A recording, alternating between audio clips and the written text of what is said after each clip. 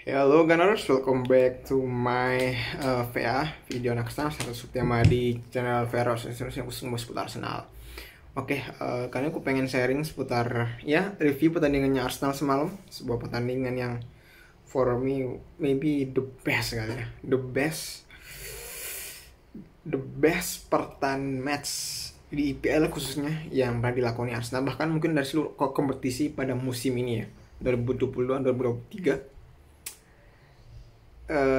Di atasnya match Aston Villa lawan Arsenal kemarin dan MU lawan Arsenal kemarin. Ya, oke.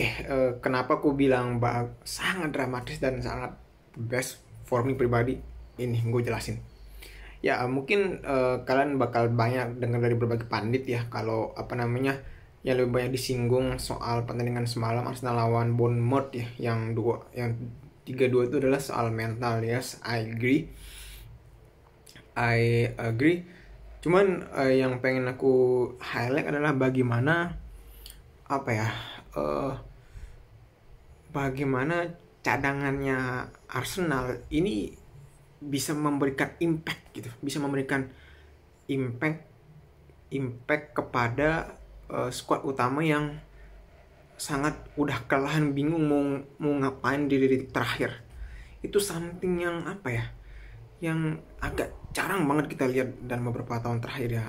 Apalagi musim-musim sebelumnya squad utamanya belum bisa kill the game atau nggak pernah punya semangat yang sekonsisten di musim ini gitu. Tapi dengan hadirnya beberapa cadangan yang bahkan aku kritik di awal, seperti bagaimana pergantiannya Smith Rowe diganti dengan Nelson, yang kita tahu Nelson itu jarang main. Kalaupun Smith Rowe itu, padahal Smith Rowe cukup bagus menggantikan si Trossard di menit 20 sampai akhir, menggantikan Trossard dengan pergerakan tanpa bolanya buka ruangnya. Ternyata aku kira bakal hilang visinya si Smith Rowe, tapi ternyata dia still bisa bermain bagus seperti musim sebelumnya gitu di sayap kiri ya.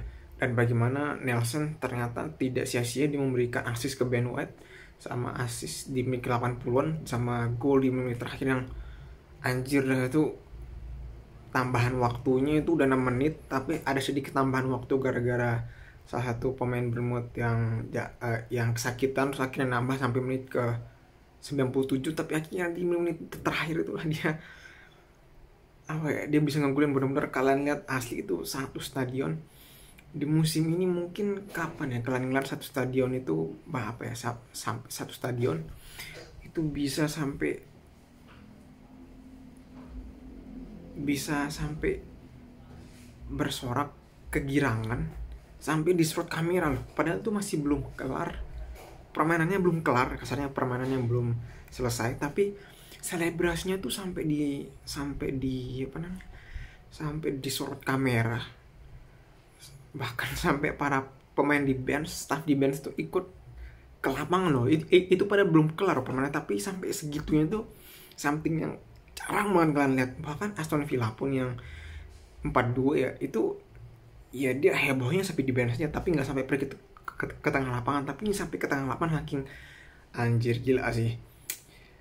Banyak bahkan akun-akun fanbase yang aku ikuti di IG itu sangat speechless dengan match ini, terutama gol terakhir yang Nelson itu.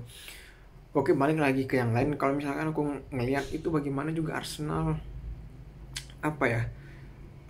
selain pergantiannya Nelson yang sempat kritik, tapi yang agak jarang disinggung itu adalah bagaimana performa dari Partey, Tomiyasu dan Vieira yang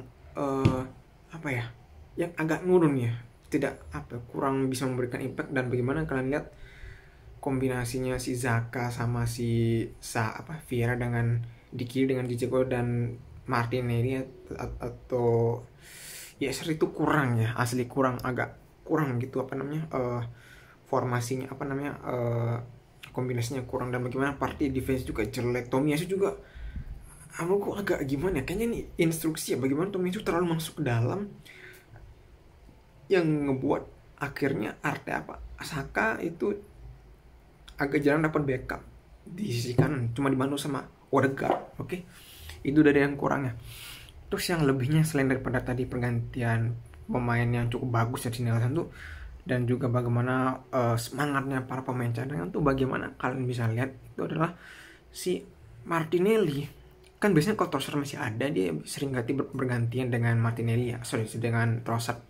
Kadang Trossard di kiri, kadang Martinelli di kiri, nanti sisanya di tengah gitu. Tapi sini sejak Trossard dikeluarin dan Adriano adalah bagaimana performa Martinelli itu sebagai striker tuh sebagai false nine itu cukup bagus loh.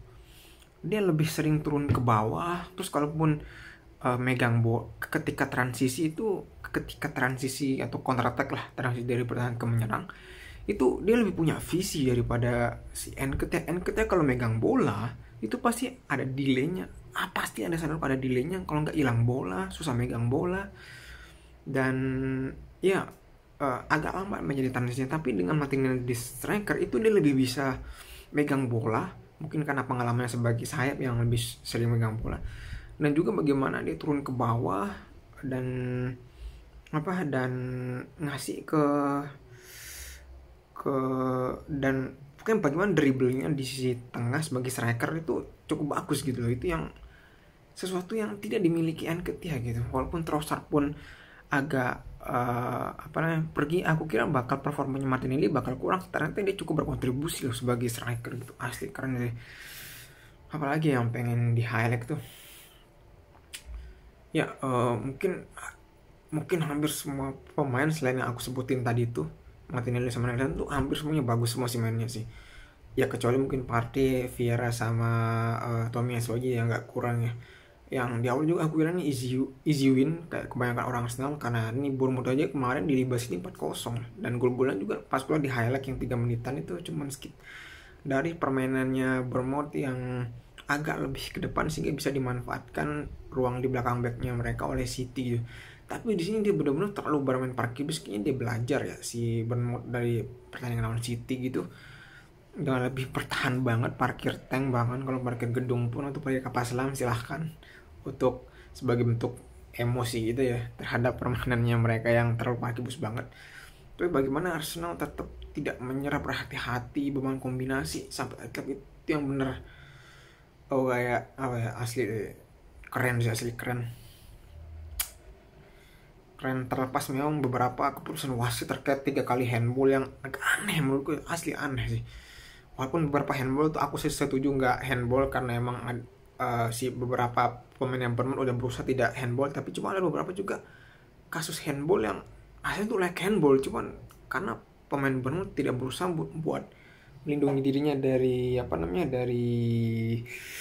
dari bola dengan mungkin di belakang atau apa, tapi dia tetap tidak dikenakan handball atau penalti gitu.